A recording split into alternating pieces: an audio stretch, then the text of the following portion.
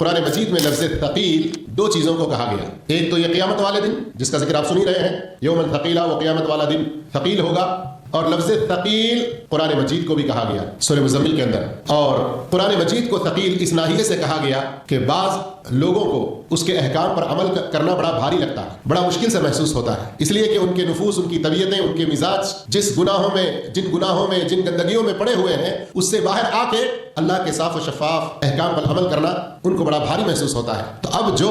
دنیا میں اس بھاری پن کو برداشت کر کے جو بھی اللہ کا حکم عمل کرنے کو اس کا جی نہیں چاہ رہا پھر بھی وہ عمل کرتا ہے، پھر اللہ رب العالمین سے گڑ گڑاتا ہے، تو اللہ تعالیٰ اس کے بدلے قیامت کے دن کی وہ سختیاں اس کے لیے آسان کر دیں گے. قیامت کا وہ دن جو بہت ہی عظیم اور بہت ہولناک، بہت سخت، جس کے لیے دو لفظ تو آپ نے سنے کہ اللہ نے عظیم کہا اور ثقیل کہا. تیسرے یہ بھی ہے کہ اس دن میں شدید خوف اور گھبراہٹ ہوگی. نتیجہ یہ ہوگا اس گھبراہٹ اور خوف کی وجہ سے دودھ پلاتی مائیں اپنے دودھ پیتے بچوں کو بھول جائیں گے. اس دن کی سختی کا یہ عالم ہوگا کہ حمل والیوں کے حمل گر جائیں گے، جیسے اللہ رب العالمین نے سورہ حج کے شروع میں فرمایا یوم تذہل کل مرضعۃ عما ارضعت وتضع کل ذات حمل